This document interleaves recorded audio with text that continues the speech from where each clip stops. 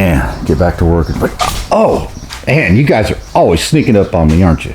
Yep. Got our energy drink, the V8 type. Gonna get jacked up like Spider Monkey, get some stuff done.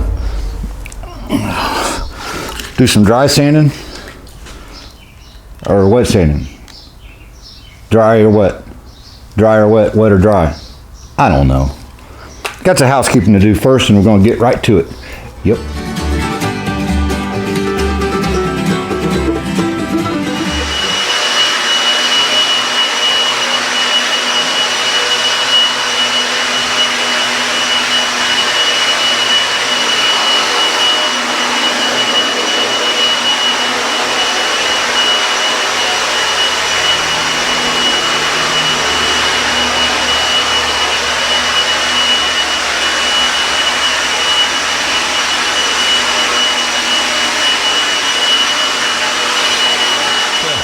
Wasn't one of my better ideas, but you got to start somewhere.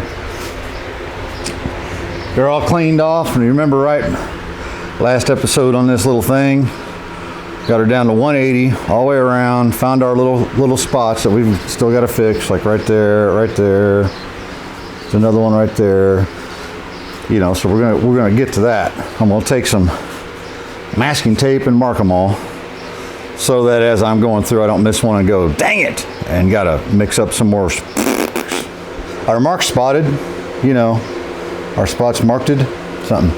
Anyway, what I want to do, you know, if it was really super light, that's enough guide coat stuck in those that I really don't want to put filler on top of them. So I'm gonna take a piece of 80 grit and just get in there and rough that up. Now what I'm going to do is I'm going to leave that dust there. So right before I swipe it, I'll wipe it off my hand. That way I don't miss the area, all right? Since now we can't really see it if I blow that off. There's that one there. We got a few places, not very many.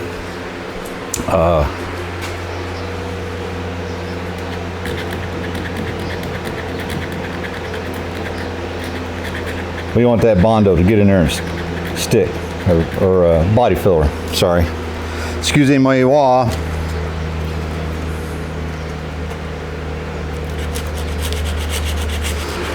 See if I can do this one-handed.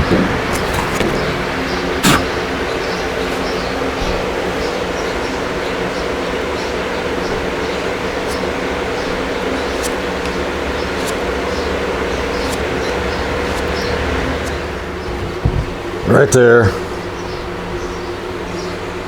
Polyester glazy putty should look about just like that. It's not.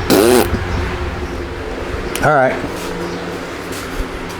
You see these little, like I was telling you, the scratches you see down inside there, the little bitty fine 80 grit scratches. And there's going to be nothing there. It's so thin it's almost translucent. So the 400 will clean that up. Our other spots, yep, you guessed it.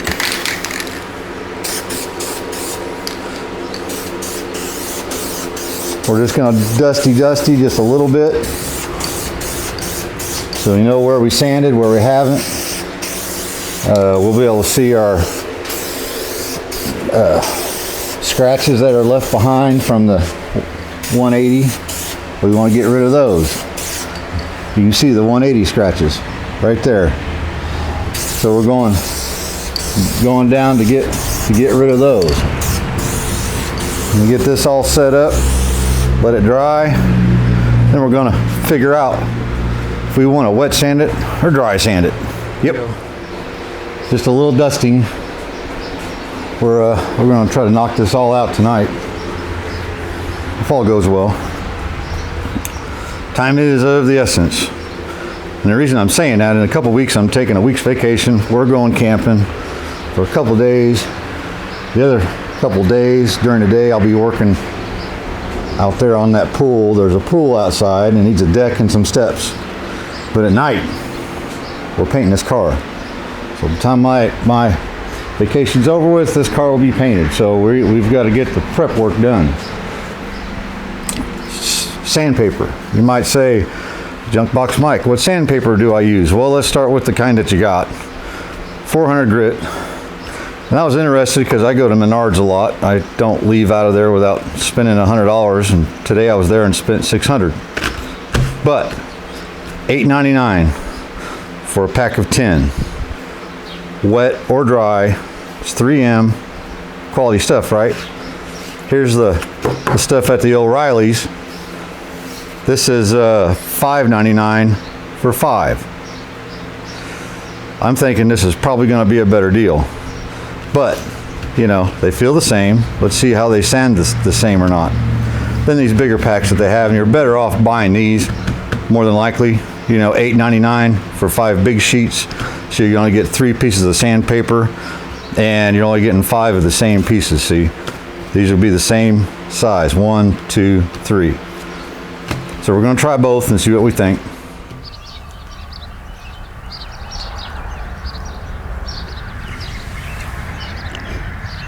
guys have to excuse the background noise.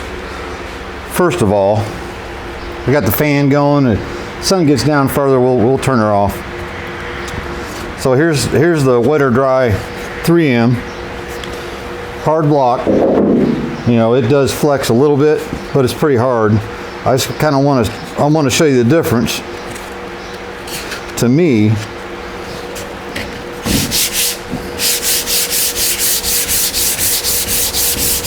that's our guide coat. You know, we're going to work that off. And so there's the first obvious thing, right? But look at this.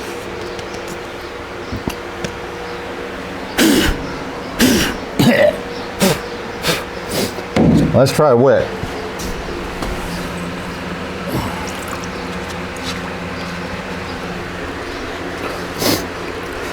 Now wet can get a little sloppy, obviously.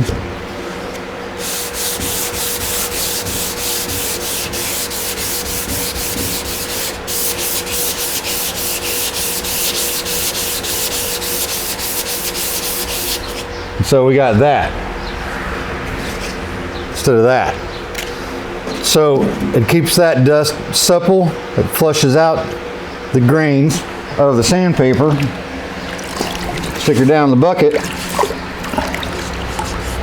and she's all cleaned up. So for one, my paper is going to last longer. Number two, when this gets piled up inside our grits, our 400 grits per inch, whatever it is, it's going to gum up, it's going to fill it, and then as we're sanding, we're going to be making gouges that are bigger than 400, and that's not what we want. So what I'll do, let me clean off this other block, is once we get an area sanded, we can kind of squeegee it off. Probably use a Bondo squeegee. We can look for our scratches, our imperfections. Now you can see down here where there's little dark places. That's because it's not ready yet.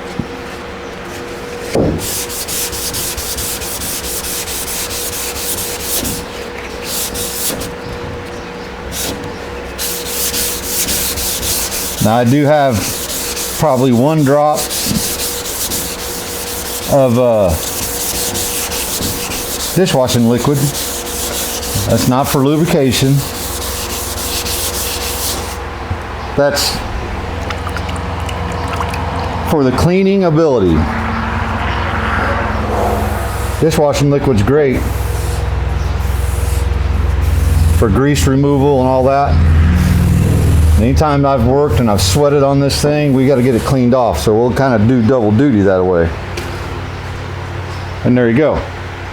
See how nice that looks. It'll actually have a sheen to it. You know, sort of I don't know, like a semi-gloss, flat. And that's the surface we want to paint right there. So we got to do this whole entire car. We've got to get our edges. Everything that's going to accept paint, it's got to end up like that. I'm hoping you guys can see this. right here, you see where my finger just right, there's little dark spots, like right here, a little bit of dark spots. That's our guide coat. You want to use guide coat, because if you don't, we wouldn't see that.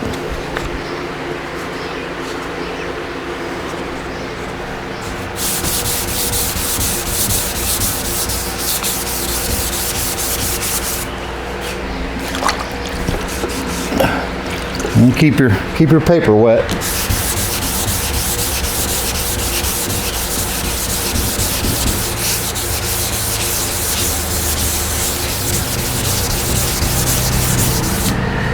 That guide coat's going to work its way into the scratches and imperfections.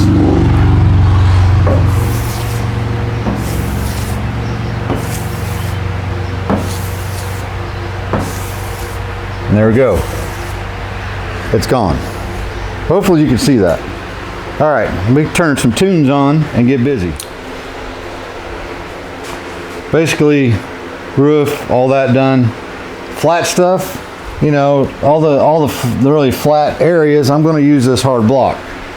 That's all it is, right? It's pretty hard. I got 2 of them. Then I found 2 that it works a lot better to hold your paper. Sorry about that. Like this. Ready? On the sides here. Okay. But on this round stuff, if we're going to shape that, it's too late. Ship's already sailed. Train has left the station. It's the shape that it's going to be. Right? So, I'll take the same paper, a spongy block. This does have a smoother side than the other, so I'm going to use the smoother side, obviously. Clean bucket of water. Soak your paper in the water. Clean water. You know, you wash your bucket out first. You don't want no granules in there scratching stuff for you. Really, all you're doing is scrubbing it. Scrubbing it down. Oops.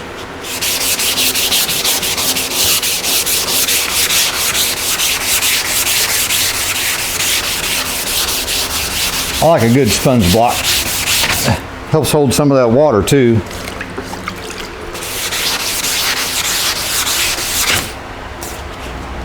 It's not being very good on my holding theory, but we'll change that. There we go. Now you can tell how smooth it sounds here. It's still sanding, but when you get to where it really needs sanded, you're going to hear this. And I'll keep going until that dryness goes away. Then you know you're done for the most part.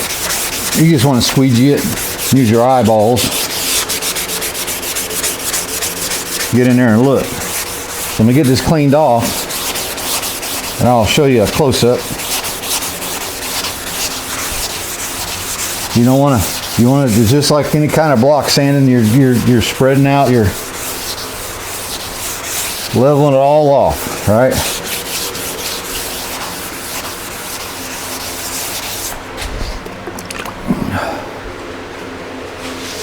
It gets mucky. And now the other thing, your imperfections and your little pinholes, they'll get filled up with your primer sand dust, and you may not see it. Ask me how I know. Cadillac had pinholes in it, and I didn't know it until I went to wet sanding. I figured the paint would cover it, and it kind of did, so it just sort of looks like a little bit of orange peel, but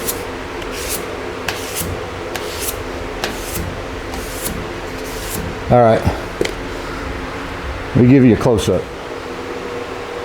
Can't see any kind of black. And like I said, when we go, we're going to wash this thing really good before we even think about painting it as a part of our prep process. But you'll be able to see the little scratches inside there. That's that guide coat. It'll settle inside those scratches, so you know you're not done here.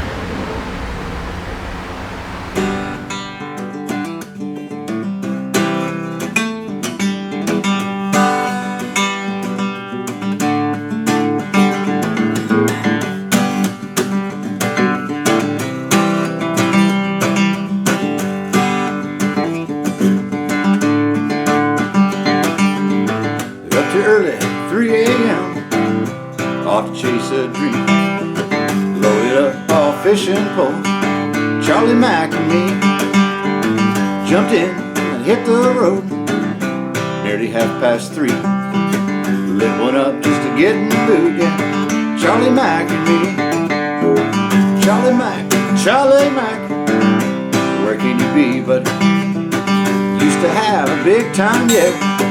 Just you and me. Charlie Mack, Charlie Mack. Where can you be, friend? Used to have a big time, yeah. Just you and me. At the lake, we got in line just to pay our fee. Pulled the water just in time. Charlie Mack and me. Time to go to tensions high. Charlie hit that key, Lordy. Jumped that boat right on plane. Charlie Mack and me. Charlie Mack, Charlie Mack. Where can you be, buddy? Used to have a big time, yeah. Just you and me.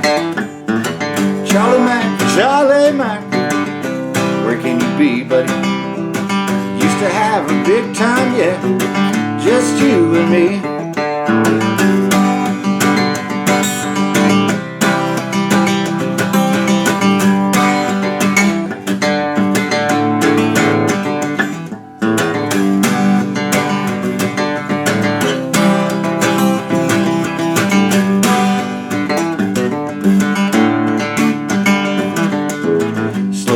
From a chilly speed, and our spot was free. Just knew we would win that time, Charlie Mack and me. That's the last time we fished together. We couldn't see, no. I'll never be the same, Charlie Mack and me. Charlie Mack, Charlie Mack. Where can you be, but used to have so much fun, man. Just you and me. Charlie Mack, Charlie Mack. Where can you be, buddy? Used to have a big time, yeah. Just you and me.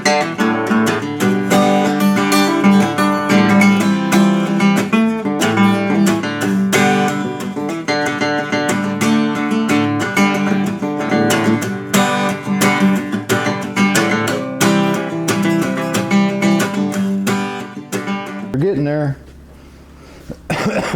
Between the bugs and the hops, we're about done with this wet sand. Just have this corner of the car to do. And you know, anytime I do this type of work, I think of some of the old buddies I had that, you know, I watched do this sort of thing and got to know over the years. I better make sure we got volume right. We got talkies. Oh yeah. Okay. Sorry about that. But when I started at Palmer Dodge in on the west side of Indianapolis, it was on 38th Street and Lafayette Road. A few of you watching this are gonna know that place or even worked there. And I worked there probably a month or so. And I remember on Wednesdays they had coupons for free oil changes. Absolutely free oil changes. So I was the only kid that worked there. You know, and I remember old George Harlan. He was one of the guys that hired me. He was the assistant service manager. He would pull them cars in 4 at a time. I'd raise them up. He'd go get the filters and the oil. Those cars would be lined up all the way down 38th Street, lined up to get in for me to change their oil. And you want to talk about trial by fire. I can be honest and tell you, I didn't leave anything loose. Never had any problems. Don't remember them if I did. But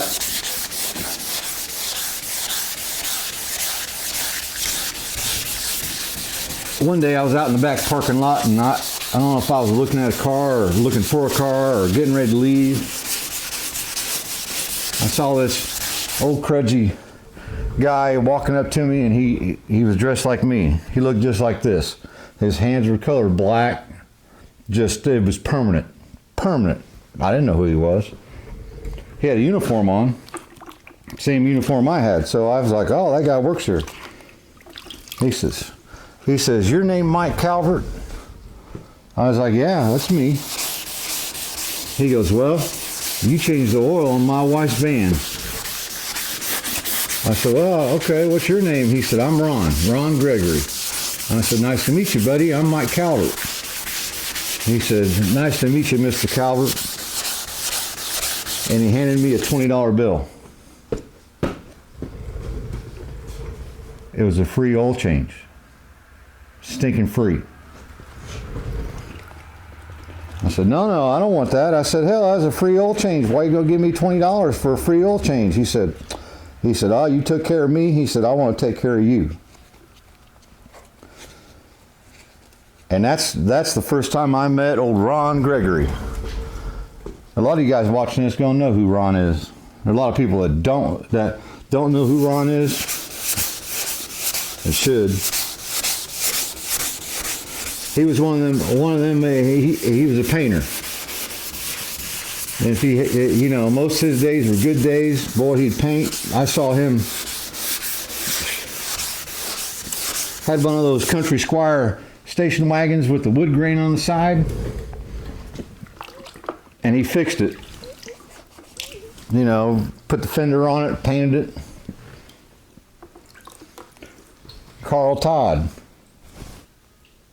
Carl Todd's, yep, was the guy who owned that.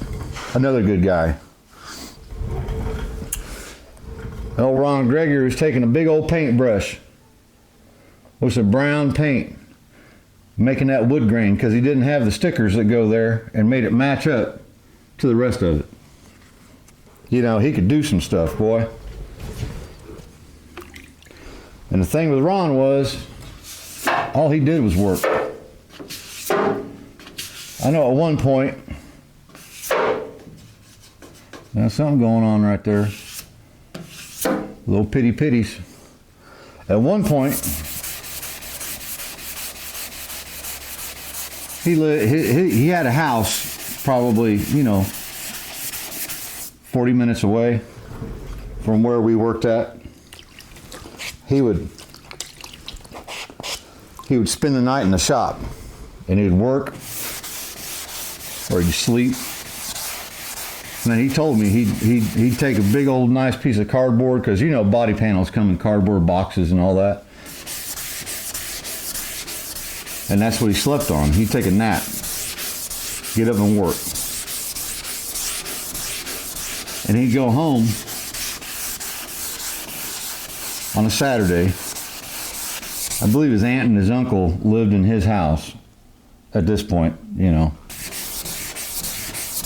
go home on a Saturday, cut the grass, check the mail, pay the bills, and turn around and go right back to the dealership. And he'd work. It's just what he did.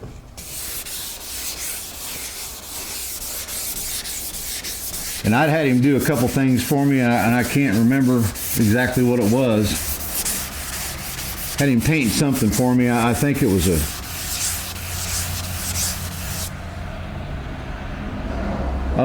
It was a fender and a door for my dad's car.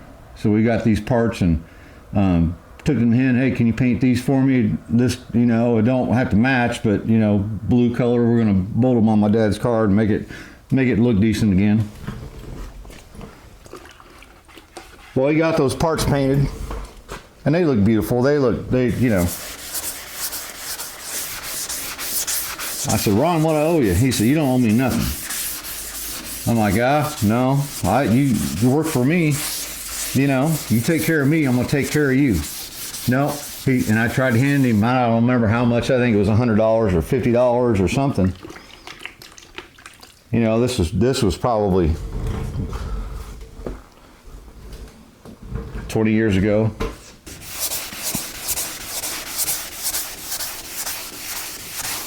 And he outright got mad. He said, I'm not taking that. I said, all right. So a couple hours later, I snuck back there. He wasn't around his toolbox.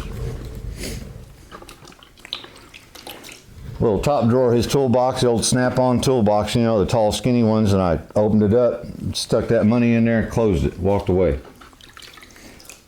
I'm not that kind of guy. I don't want nobody doing nothing for free for me, I get it, we're buddies, known each other a long time. He'd get mad if I didn't take money to fix something for him. Well, it took about an hour. Here he come over to the service department where I was working, because he worked in the body shop. Face was red. He was mad. He was fighting mad. He had that money in his hand.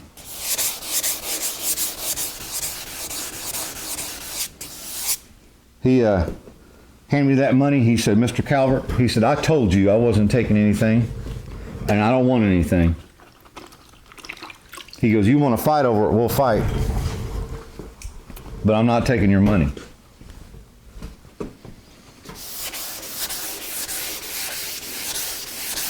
He was that kind of, he would do the side jobs once in a while, or somebody'd have something, It's a big job, yeah, he'd probably take a little money, but I don't know how he made a living. I really don't. When he did stuff for people, he was just as good as hearted as person,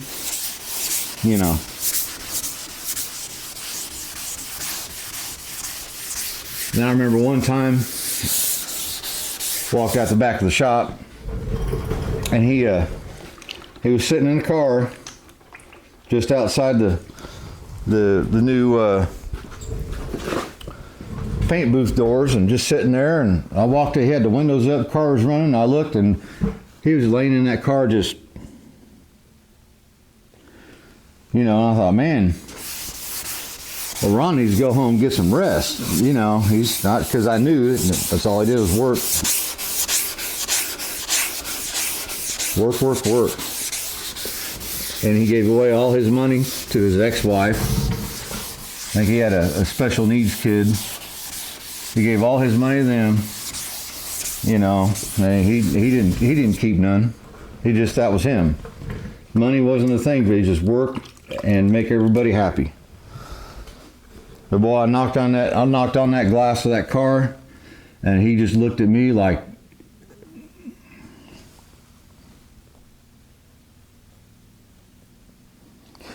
he didn't know who I was.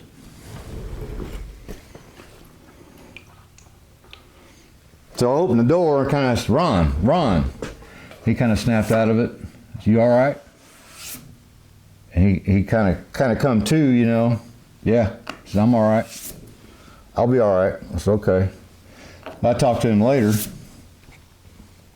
and he said he got to where he was having seizures, And the doctors thought, because he would go to the doctor. The doctors had thought it had something to do with all the painting and all the chemicals over the years. Because you'd go in that paint booth, I'd never seen him wear a mask. I wouldn't see him wear a mask, and I'd just walk in there, and he's spraying away. He said, Mr. Calvert, you probably ought to get out of here. I remember him saying, you're going to feel like an elephant sitting on your chest in the middle of the night tonight if you don't get out of here. All right, you got it, Mr. Ron. So I called him Mr. Ron. He called me Mr. Calvert. He was way older than I was. And that's his way of showing respect. He was right. Well, I woke up about 2 o'clock in the morning, about felt like I couldn't breathe. And I guess why I'm thinking about it, a couple of months ago, 6 months ago, old Ron had passed away. Now I learned a lot from him. He'd tell me things and, you know, this and that. And I told you that story where I'd had to fix a car that my soon-to-be wife, at the time girlfriend, backed into my roommate's car, and the car he was driving didn't belong to him. It belonged to the dealership that we worked at together. And this is long after I moved away. Long story. Well, Ron was the one who painted that car. You know, Mr. Calvert, you did a good job. It's your first time doing this stuff. You did a pretty good job. You know, and I hope old Ron's, then I'm sure he is, wherever he's at, he's doing stuff for people and being happy with that. Well, let me get this done. I wanted to tell you that story. He was a good dude. Really good man. He wouldn't take nothing from you. All he wanted to do was give. I wish there was more people like that in this world. Yeah. We got her. There's one of the places that we'd fixed right there. There's a spot right there. A couple little spots right there, right? So, you know, we're down to the 400s. So we still have cleaning to do. We got to give it a good bath. When we give it a good bath and get all the mucky off of it, we'll, of course, double check everything. Oh, it's a bug. Yeah. Speaking of bugs, we'll have to build a paint booth of some sort or another. I still have to prep in here. Wasn't happy with how it turned out. Even though the grill's going to be there, I'm going to go ahead and scuff that. Leave that as a, you know, up the insides are painted, but I'm going to scuff that so when we paint the car, it'll look good, look the same as the rest. I've got to do underneath here. See a little rusty's kind of right there. Go ahead and get that treated. Get the bolts out of there. Because we have this part, a couple parts. These parts to paint. We have this part to paint. That's the part that goes underneath there, and the bumper goes right here.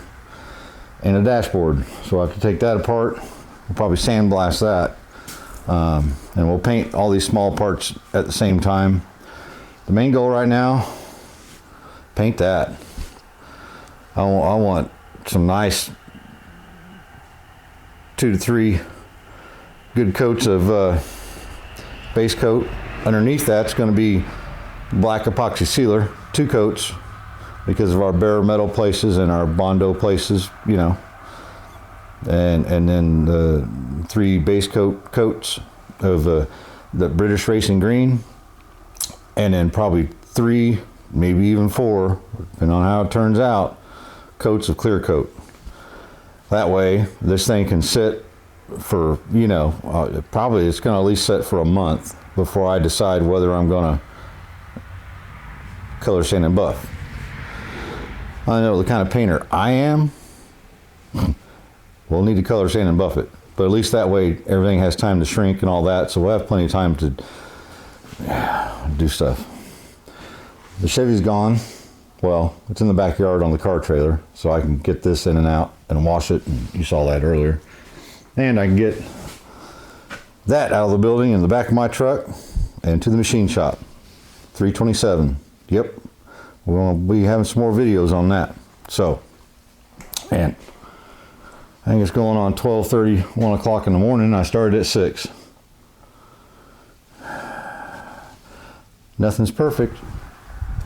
Man, I'm hungry. I hear there's bacon in the house. Bacon sandwiches, yep. And I'm sure glad you guys hung out again this week. You know, if it weren't for you guys, I wouldn't be nearly as far on this. You know, if I've got to make videos of something and showing progress, and I work hard. I work hard to show you guys some progress. But hey, do me a favor, get you know, as soon as you watch this whole entire video, because that helps, believe me. Share it on your whatever's, your Facebook thing or your WhatsApp, you know, whatever. Tell your friends, you know. You can grab that little thing and make sure you're subscribed and share it on a text message. Send it to your mom. Look, I don't cuss. As much as I want to, I don't cuss on here. In real life, I cuss a lot. But I'm trying to be respectful to the moms and the dads and the kids, you know. So spread the word for me. Next week, we're going to do something, right? Getting close. We're going to paint it. Junk out. You guys have a good week. Man, I got to pee.